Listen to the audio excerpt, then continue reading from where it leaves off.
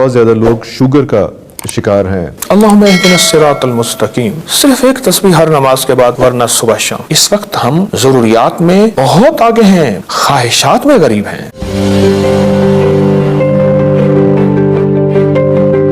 Last time بھی بتایا تھا کہ جناب اولاد کا ان کے ساتھ ٹائم سپینڈ کریں، چیزیں کریں. کوئی ایسی کوئی وظیفہ بھی ہے، کوئی ایسی چیز بھی ہے جس میں جو اس کو والدین کو جو اولاد بہت ہی بے روی کا شکار ہے تو وہ کچھ پڑھ لے اور کچھ زیادہ.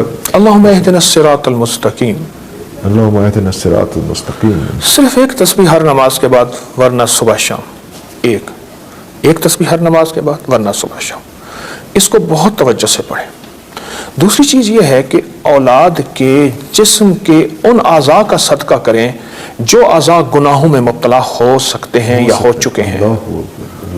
آنکھیں، زبان، دل، ہاتھ، پاؤں، سوچ اور شرمگاہ. ان اعضاء کا صدقہ کریں. وہ کیا؟ کسی ایسے ضرورت مند جو سوال نہ کرنے والا ہو اس کی ضرورت پوری کر کے کہیں کہ اللہ اس کا ثواب اور اس سے جو بلائیں ٹلیں، اے اللہ میری اولاد کے ان حصوں کی بلائیں ٹالتے ہیں. میں نے بڑے تجربے کیے. ایک اور چیز ہے، آپ کوئی نوٹ لے لیں حسب ضرورت، ناف کے اوپر تک ان کے جسم پہ پھیر دیں، اس کو جمع کرتے جائیں. دو چیزیں ہیں، یا وہی نوٹ کسی ضرورت مند جو سوال نہیں کرتا دے دیں، یا اس کا حلوہ روٹی بہترین بنا کے وہ کھلا دیں. وہ کس کو کھلا دیں؟ اس کی مساکین، ضرورت مندوں کو. اور یہ نوٹ جو ہے یہ اس بچے کے جسم پہ پھیر دیں. سکہ ہے، نوٹ ہے، جو آپ کو میسر ہے اکٹھا کرتے جائیں. ایک تیسری اور چیز ہے، اولاد کے لیے ایک تحفہ دوں گا. ایک ڈبہ سے رکھ لیں کوئی، اس کو بند تالے میں رکھیں. روز اولاد کی نیت کر کے اس میں کوئی نوٹ سکہ ڈالتے جائیں حسب ضرورت، حسب توفیق. آپ 27 رمضان کو وہ ڈبہ کھولیے. یہ بڑا درست عمل ہے. 27 رمضان کو وہ ڈبہ کھول کے اس کے جتنے پیسے ہیں وہ سارے پیسے یا غربا مساکین کی ضرورتوں میں پورا کر دیں، یا اس کی کوئی میٹھی چیز غربا مساکین کو عید کے بعد بانٹ دیں یا افطاری کے وقت بانٹ دیں. اس کا بہت رزلٹ. پھر اگلے سال کے لیے ڈبے کو پھر بند کر دیجئے. وہ پیسے نکال لیں اور اس کے بعد دوبارہ بند کر دیں، اس کو دوبارہ یوز کرنے لگ جائیں. اچھا، یہ 3 چیزوں کے لیے بتاتا ہوں. ایک اولاد کے بخت کے لیے، ماں باپ دولت مال چیزیں دے سکتے ہیں پر بخت نصیب نہیں دے سکتے. دوسرا ان کی ترقی اور کامیابیوں کے لیے. اور تیسرا ان کی آنکھوں کی ٹھنڈک بنے رہیں ماں باپ کی. اور آنکھوں کی ٹھنڈک اس وقت تک ہوں گے جب ان میں نیکی ہوگی. حتیٰ کہ یہاں تک ہے کہ اولاد کی نیکی کا اثر قبروں میں پہنچتا ہے، اولاد کی بدی کا اثر قبروں میں پہنچتا ہے. ماں باپ کو نیکی کر کے ماں باپ کی قبروں کو راحت ملتی ہے. اور اگر اولاد کوئی اوپر نیچے کوئی کمی بیشی کرتی ہے غلط، تو اولاد ماں باپ کی قبروں کو تکلیف ہوتی ہے. اس کا نظام تو قبروں تک چلتا ہے.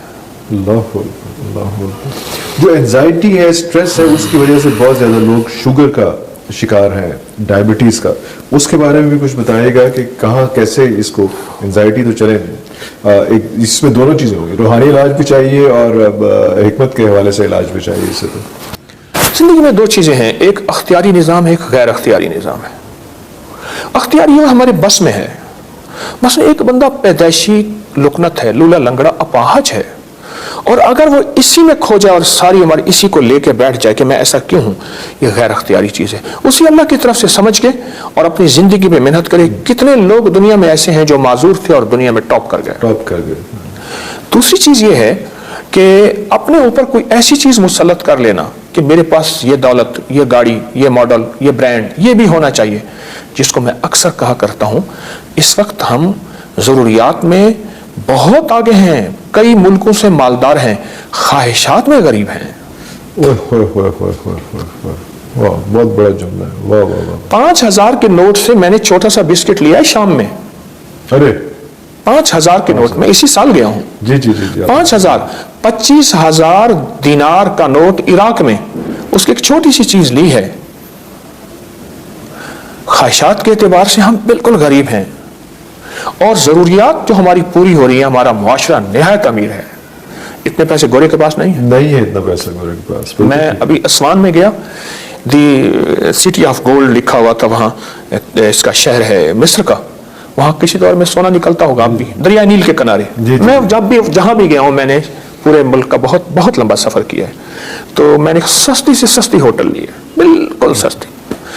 تو وہاں میں نے دیکھا گورے بھی سستی ہوٹلوں میں پھر رہے تھے انتہائی. تو میں سمجھ گیا اور پھر مجھے وہاں پتہ چلا, اس نے کہا جی پاکستان تو بہت مالدار ہے. وہاں کا ایک مصری مجھے کہنے لگا, کیسے, ہم تو کہتے ہیں غریب ہیں. انہیں آپ بہت مالدار ہیں, اور وہ سچ کہہ رہا تھا. ہم خواہشات میں غریب ہیں, ضروریات تو ہماری. اچھا چلو یہ بتائیے, آپ کو کوئی فرد ملا جس کے پیٹ پہ پتھر بندھا ہوا Never. اور وہ کہے میں دنیا کا سب سے مفلس ہوں؟ کبھی بھی خودکشی, یاد رکھیے گا, ضروریات پہ نہیں ہوئی, خواہشات پہ ہوئی. یہ جی فلاں بھوک سے مر گیا, نہیں نہیں نہیں, خودکشی کبھی خواہشات پہ ہوئی ہے, ضروریات پہ نہیں. ضروریات تو بندے کی میسر کو مؤثر بن جاتا ہے. جو میسر ہے وہی مؤثر. خواہشات اور بڑھتی چلی جا رہی ہیں, اور ضروریات کی حد ہے, خواہشات کی حد کوئی نہیں. صرف چھوٹی سی مثال, اس کے بعد آگے سوال کیجئے. آپ کا بچپن اور میرا بچپن ان گلیوں میں گزرا, آج وہ گلیاں صرف کھانے پینے کی دکانیں اور پہننے اور فیشن کی دکانیں بن گئی ہیں. وہ گلیاں مارکیٹیں بن گئی ہیں. تو یہ کیا یہ ساری خواہشات نہیں ہیں؟ Agreed. صرف لگژریز ہیں اس طرح سے. وہ لیکن میرا کویشچن ریمینز دا سیم کہ اس کے لیے خاص طور پہ جیسے ڈائبٹیز, شوگر کے لیے کوئی ایسی دعا اور ساتھ دوا, دونوں چیزیں, وہ اگر آپ ہدیہ کر دیجیے. ضرور. شوگر کے لیے ایک دعا ہے, اور میں نے اس کو بہت بتایا ہے. یہ گمشدہ چیزوں کے لیے بھی ہے, اور گمشدہ بیماری صحت کے لیے بھی ہے, جب بھی یعنی صحت گم ہو گئی ہو. یا کثیر الخیر یا دائم المعروف.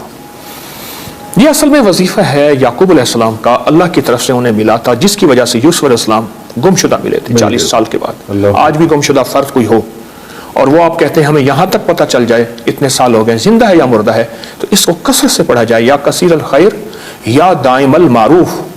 یا کثیر الخیر یا دائم المعروف, اس کو کثرت سے پڑھا جائے, بہت زیادہ. اس کے بہت نتائج, اس کے بہت کمالات. بندش نہیں ہے 10 12 15 21 22 نہیں. ٹھیک. اچھا یہ شوگر کے لیے زبردست چیز ہے. اچھا یہی شوگر کے لیے بھی زبردست, شوگر کے لیے بہت کمال چیز ہے. اس کو اتنا پڑھیں, جو بھی کھائیں پیئیں اس پہ 11 دفعہ پڑھیں. اس کے علاوہ ہر نماز کے بعد 40 دفعہ پڑھیں, اور سارا دن کھلا وضو بے وضو اس کو پڑھتے رہیں. یا کثیر الخیر یا دائم المعروف. گمشدہ چیزوں کے لیے, گمشدہ افراد کے لیے, گمشدہ صحت کے لیے, اور گمشدہ فٹنس, اور گمشدہ جو ہے انسولین. شوگر میں انسولین گم ہو جاتی ہے, تو ہمیں اس کی مصنوعی انسولین دینی ہے, جو آرٹیفیشلی کرنا پڑتا ہے. کمال چیز ہے یا کثیر الخیر یا دائم المعروف. اور اگر حکمت کے حوالے سے بات کی جائے تو ایک ٹوٹکا. حکمت کے حوالے سے بات کی جائے تو ایک ٹوٹکا ہے. یہ ایک دوا ہے, اس کے بارے میں تھوڑا سا بتا دوں. یہ ایک بیل ہوتی ہے, گلو یہ اوپر چڑھتی ہے درختوں پہ, اس کا تنا رسے کی طرح ہوتا ہے, گلو کہتے ہیں, ایسے چڑھتی ہے, اور پتے پان کی طرح ہوتے ہیں, پان کی طرح. یہ تازہ مل جائے یا خشک مل جائے تو ایک بالشت کے برابر, ایک بالشت. اس کو کیما کر کے ٹکڑے ٹکڑے کر کے ایک گلاس پانی میں بھگوتے ہیں. اس میں 1 چمچ دیسی اجوائن, 1 چمچ, اور 40 باداموں کی گریاں, اور 3 چھوٹی الائچی, 11 نہیں, 3 الائچی,